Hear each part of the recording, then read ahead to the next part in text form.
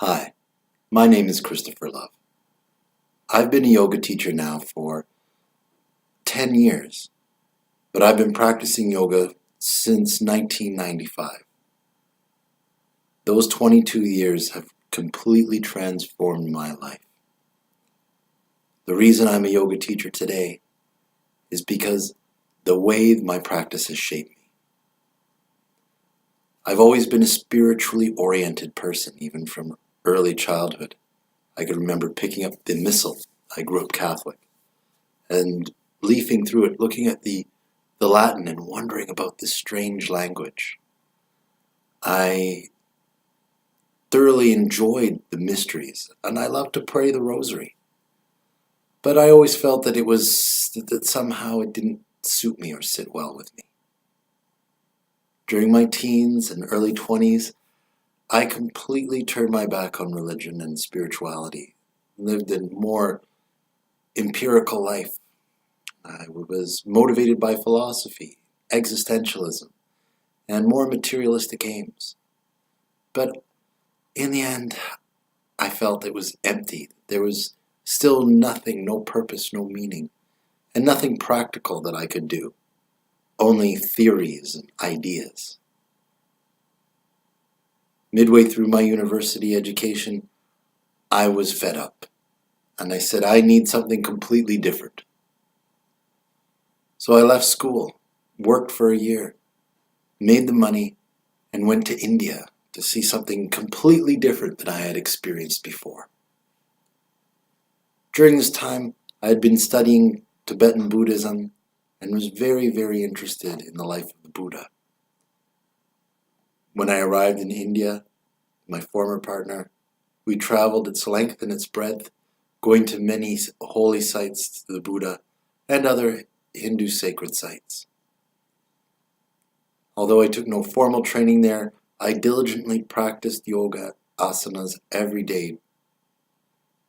And upon returning from India, I became even more immersed in my practice. I started practicing up to 3 times a day, morning, noon, and night, devoting as much time and energy as I could into it. Unfortunately, this didn't work out as well as I would have liked for some of my relationships at that time. But we all grow and expand through our experience. I made the acquaintance of a Native American medicine man through my work experience. And I asked him to teach me. Little did I know the intensity of the teachings that I would receive. So in early 2000, I left my family behind and went to live homeless on the streets of Toronto, focusing on prayer and meditation.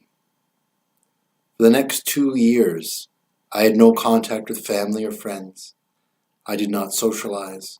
I did not party, drink, or do anything of the like, but instead devoted each day and every day, from the moment I woke until the moment I went to sleep, on developing myself spiritually through prayer, meditation, and sacrifice. Although it was very difficult at times, I learned that I was capable of far more than I had ever imagined. And at the end of my time on the streets, I was even able to experience bliss, and something that has profoundly and forever changed me. As a result of these experiences, I decided that I needed to get up and move forward. And so I left sitting on the street corner and moved into living a normal life, well, at least as normal as I can.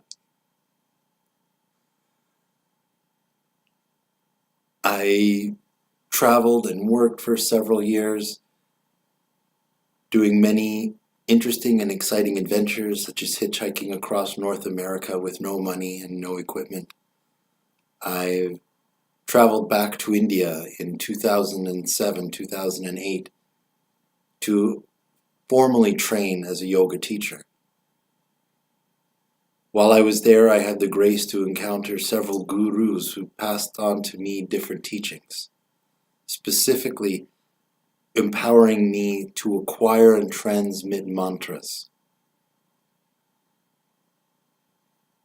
Upon my return from India, I reconnected and became madly in love with my beloved wife Anastasia, and together we formed a powerful partnership, which took us also on many adventures, out west of beautiful British Columbia, in the fabulous Slocan Valley, where we had our lovely son. But family is important, and in the end, it is what drew us back here to Ontario. We've been in Ontario since 2013, and we are happy to continue to serve Barrie in the area with our spiritual offerings. I trained in India. I am a classically trained yogi. I teach India-style yoga. No hot rooms, no trends or fads.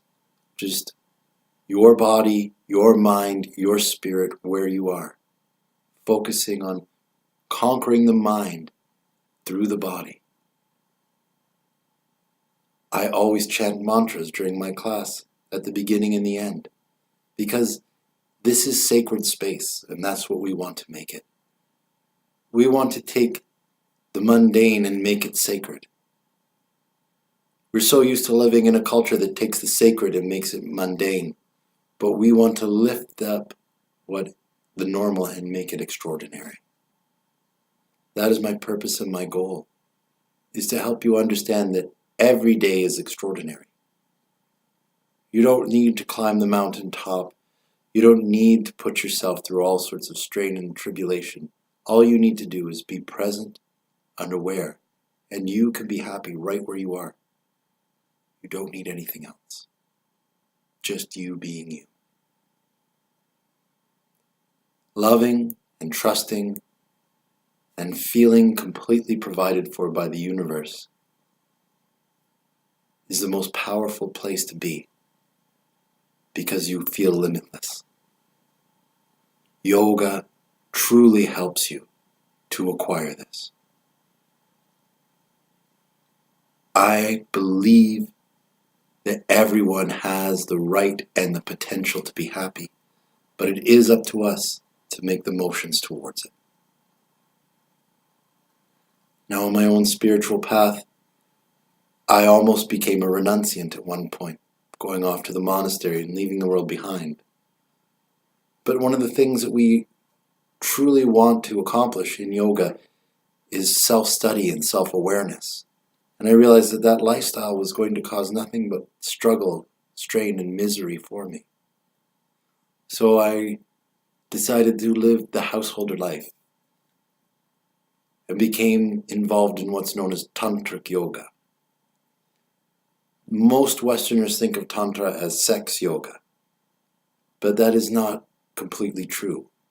Although Tantra does not deny sexuality as an important quality in our human life, and does believe that it can be harnessed for the purposes of enlightening our consciousness, it also believes that it is only one part of the many, and that all parts of our life should be woven together into a fabric of love and beauty, and that we should embrace and enjoy everything that we have been given in this life.